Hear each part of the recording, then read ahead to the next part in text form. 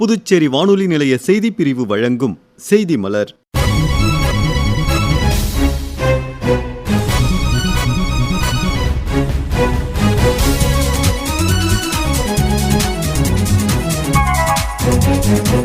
புதுச்சேரியில் நடைபெற்ற பிரதம மந்திரியின் மீன்வள மேம்பாட்டு திட்டப்பணிகளின் தொடக்க விழா மற்றும் தேசிய பாதுகாப்பு வாரத்தின் நிறைவு விழா ஆகியவை குறித்த தொகுப்புகள் இன்றைய மலரில் இடம்பெறுகின்றன.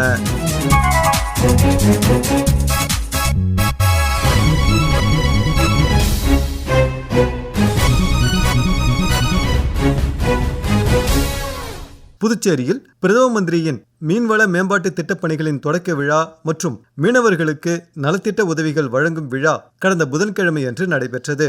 கருவடிக்குப்பத்தில் உள்ள காமராஜர் மணிமண்டபத்தில் நடைபெற்ற இவ்விழாவில் மத்திய மீன்வளத்துறை இணையமைச்சர் திரு ஜார்ஜ் குரியன் கலந்து கொண்டு பிரதம மந்திரியின் மீன்வள மேம்பாட்டு திட்டப்பணிகளை தொடக்கி வைத்தார். அப்போது சிறப்புரையாற்றிய அவர், இந்தியாவில் 3 கோடி இருக்குது மீனவ மக்கள்.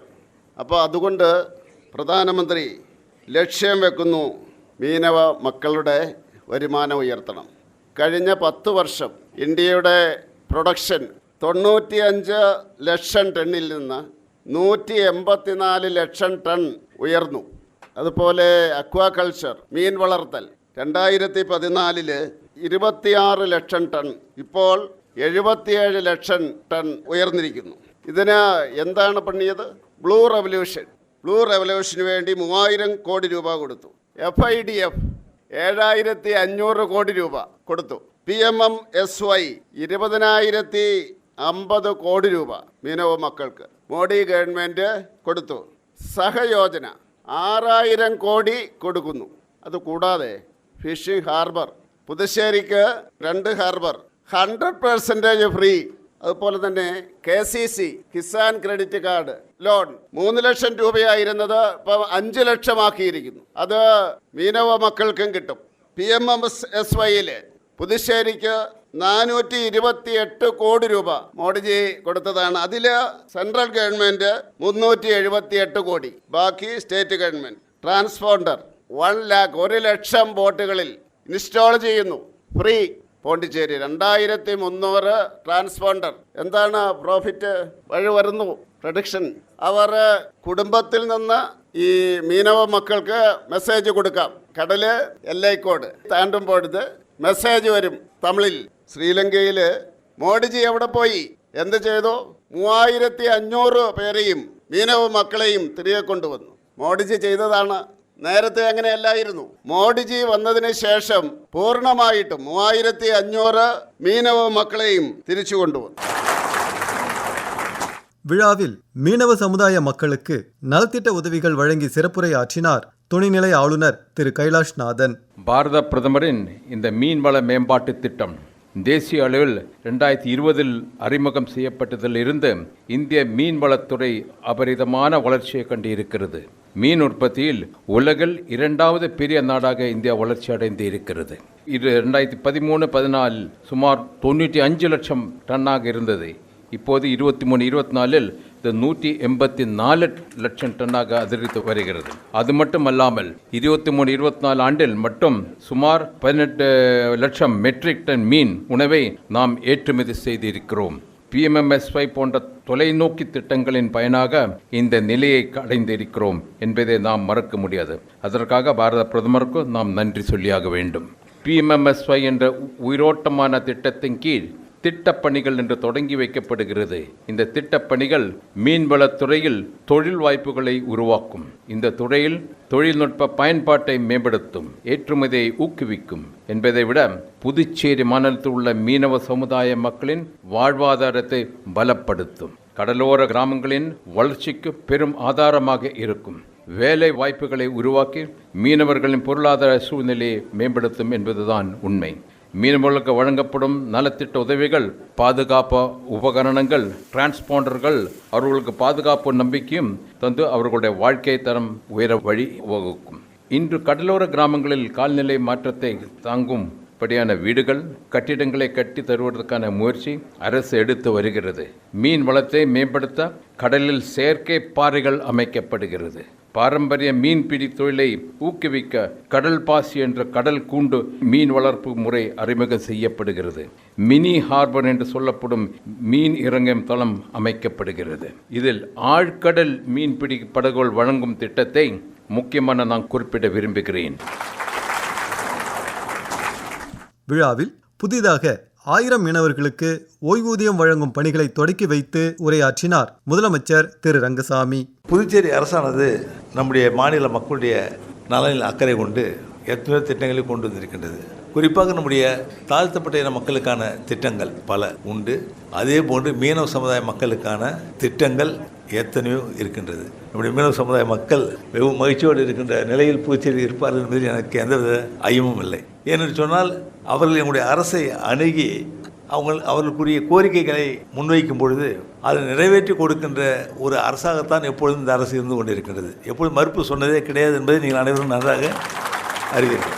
அதே போன்று இப்பொழுது கேட்டு இருக்கின்ற நீங்கள் ஒரு கோரிக்கை, எப்படி தாழ்த்தப்பட்ட இன மக்களுக்கு முழு கல்வி உதவித்தொகை வழங்கி அவர்களுக்கு கல்வி கொடுத்து கொண்டிருக்கின்றீர்களோ அதே போன்று எங்களுடைய சமுதாய பிள்ளைகளுக்கும் அந்த கல்வி கிடைக்கிற நிலையில் நீங்கள் உங்கள் திட்டங்களை கொண்டு வர வேண்டும் என்ற கோரிக்கையை வைத்திருக்கின்றீர்கள். அந்த கோரிக்கையும் இந்த அரசு நிறைவேற்றி கொடுக்கும். அதற்கான திட்டங்களை செயல்படுத்த அரசு தொடங்கி இருக்கின்றது என்பதை இந்த நேரத்தில் உங்களுக்கு கோடிட்டு காட்ட விரும்புகின்றேன்.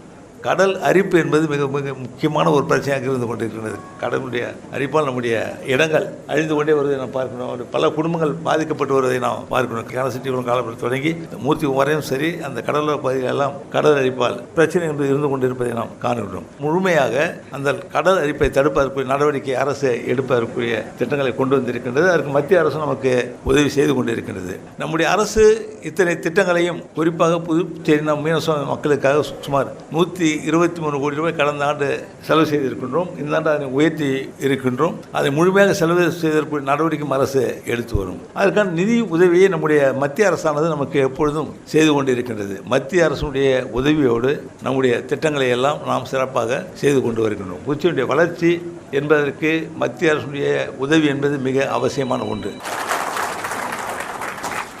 விழாவில் மீன்வளத்துறை அமைச்சர் திரு லட்சுமி நாராயணன் பேசும்பொழுது, பொதுவாகவே அரசாங்கத்திலே ஏதாவது ஒரு திட்டங்கள் அறிவித்தால் அது ஓராண்டு இல்லை 2 ஆண்டு ஆகும் நடைமுறைப்படுத்துவதற்கு. ஆனால் நம்முடைய அரசு, புதுச்சேரி அரசும் சரி, மத்திய அரசும் சரி, இன்றைக்கு சொன்ன எந்த ஒரு திட்டத்தையும் அந்த ஆண்டிலேயே நிறைவேற்றி பயனாளிகளுக்கு அந்த திட்டங்களை கொண்டு போய் சேர்க்கிற பெரிய வேலை இன்றைக்கு செய்து கொண்டிருக்கிறது. கடைக்காலம் ஆரம்பித்திருக்கிறது. 8000 ரூபாய் வேண்டும் என்று சொன்னீர்கள். அதற்கான அரசு ஆணை நம்முடைய அரசு வெளியிட்டிருக்கிறது. அதே போல 6000 ரூபாய் வேண்டும் என்று சொன்னார்கள் மழைக்காலத்தில் வருபவர்களுக்கு. அதற்காகவும் 6000 ரூபாய் கொடுப்பதற்கான அரசாணையும் இன்றைக்கு வெளியிட்டிருக்கிறோம். அதே சமயத்தில் உங்களுடைய சமூகத்தினுடைய பொருளாதார வளர்ச்சிக்கு உள்கட்டமைப்பு தான் இன்றைக்கு ஒரு மிகப்பெரிய வாய்ப்பாக இருக்க போகிறது. அதை மத்திய அரசு மிக மிக கவனத்தோடு செய்து கொண்டிருக்கிறது. இன்றைக்கு மீன்பிடி தொழில் என்பது மீன் சரியாக கிடைத்தால்தான் அவர்களுக்கு அந்த வாழ்வாதாரம். அவர்கள் செலவு செய்து உள்ளே போய் சென்று வெளியிலே வருகிற வரையும் அவர்களுக்கான வாழ்க்கை நிரந்தரம் இல்லை என்ற ஒரு நிலை இருந்தாலும் கூட, புதுச்சேரியில் இருக்கிற 1,00,000 மீனவ சகோதர மக்கள் அத்தனை பேரையும் புதுச்சேரி அரசுதான் உங்களை எல்லாம் இன்றைக்கு மிகப்பெரிய அளவில் பாதுகாப்பாக வைத்திருக்கிறது. எனவே எப்படிப்பட்ட திட்டங்கள் இன்றைக்கு எல்லாவற்றையும் நேரடியாக ஒவ்வொருவருக்கும் சரியான முறையில், சரியான காலத்தில், சரியான நேரத்தில் தேவைப்படுகிற அந்த உதவியெல்லாம் செய்து கொண்டிருக்கின்ற நம்முடைய புதுச்சேரி அரசுடைய மீன்வளத்துறையும் இன்றைக்கு மத்திய அரசுடைய மீன்வளத்துறையும் சேர்ந்து இன்றைக்கு உங்களை எல்லாம் ஒரு நல்ல நிலையில உயர்த்தி பார்க்கிற நடவடிக்கைகளாக எடுத்துக் கொண்டிருக்கிறது. விழாவில் துணைநிலை ஆளுநரின் செயலரும் மீன்வளத்துறையின் செயலருமான டாக்டர் மணிகண்டன் தமது உரையில், மாண்புமிகு பாரத பிரதமர் அவர்கள் கடந்த 2021ஆம் ஆண்டு பிரதம மந்திரி மீன்வள மேம்பாட்டு திட்டம் PMMSY என்ற திட்டத்தை சுமார் 20,000 கோடி செலவில் மீன்வள கட்டமைப்புகள் மேம்படுத்துதல் மற்றும் மீன்வள ஆதாரத்தை அதிகப்படுத்தி மீனவ மக்களின் வாழ்வாதார மேம்பாட்டு திட்டங்களுக்கு நிதி உதவி அளித்து இன்று இந்தியாவை உலகின் 2வது மீன்வள உற்பத்தி நாடாக முன்னேற்றமடை செய்துள்ளார்கள். பிரதமரின் இந்த மகத்தான திட்டத்தில் புதுச்சேரி மாநிலத்திற்கு மட்டும் சுமார் ரூபாய் 430 கோடி ஒதுக்கப்பட்டுள்ளது என்பது மிகவும் மகிழ்ச்சியான செய்தியாகும். மேலும் இவ்விழாவில் சட்டப்பேரவைத் தலைவர் திரு செல்வம், வேளாண் துறை அமைச்சர் திரு ஜெயக்குமார், குடிமைப்பொருள் வழங்கல் துறை அமைச்சர் திரு PRN திருமுருகன், நாடாளுமன்ற மாநிலங்களவை உறுப்பினர் திரு செல்வ கணபதி, சட்டமன்ற உறுப்பினர்கள், மீனவ சமுதாய மக்கள் என பலரும் கலந்து கொண்டனர். புதுச்சேரி அரசின் தொழிலாளர் துறை சார்பில் 54வது தேசிய பாதுகாப்பு வாரத்தின் நிறைவு விழா கடந்த 15ஆம் தேதி நடைபெற்றது. காந்தி நகரில் உள்ள தொழிலாளர் துறை வளாகத்தில் நடைபெற்ற இவ்விழாவில் சட்டப்பேரவைத் தலைவர் திரு செல்வம் கலந்து கொண்டு தேசிய பாதுகாப்பு வாரத்தையொட்டி நடத்தப்பட்ட பல்வேறு போட்டிகளில் வெற்றி பெற்றவர்களுக்கு பரிசுகள் வழங்கினார். அப்போது உரையாற்றிய அவர், சேஃப்டி என்பது ஒரு தொழிற்சாலையானது எவ்வித அச்சுறுத்தலும் இல்லாமல் பாதுகாப்பு தன்மையை உறுதிப்படுத்துகின்ற அளவிற்கு அது இருக்க வேண்டும் என்பதற்காக தான் எல்லா தொழிற்சாலையை சார்ந்த நிர்வாகிகளை அழைத்து இதுபோன்று பாதுகாப்பினுடைய வாரத்தை உறுதி செய்யும் விதமாக அவர்களை அழைத்து இங்கே அவர்களுக்கான கலந்துரையாடல் போட்டிகள், பல்வேறு போட்டிகளை நடத்தி அவர்களுக்கு பரிசு அளிப்பது அரசின் சார்பாக இந்த நிகழ்வு ஏற்பாடு செய்யப்பட்டிருக்கிறது. விரைவில் புதுச்சேரி மாநிலத்திலே அந்த 700 ஏக்கர் சேகராப்பட்ட இடத்திலே பெரிய அளவிலே இந்தியாவில் மட்டும் உலக அளவிலே இருக்கின்ற பல்வேறு தொழில் நிறுவனங்கள் எல்லாம் இன்றைக்கு தொழில் துவங்க இருக்கிறார்கள்.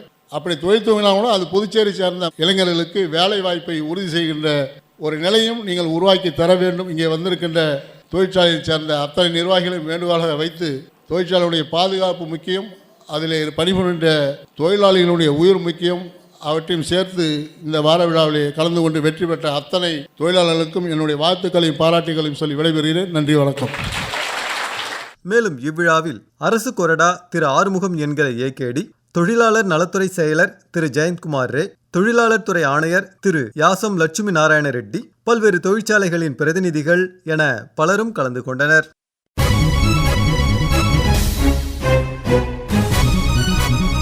நேயர்கள் இதுவரை கேட்டது செய்தி மலர்.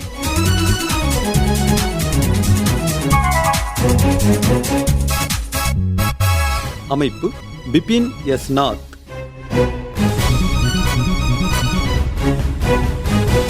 அமைப்பில் உதவி பி இளஞ்செழியன். படைப்பு ஆகாஷ்வாணி புதுச்சேரியின் மண்டல செய்திப் பிரிவு.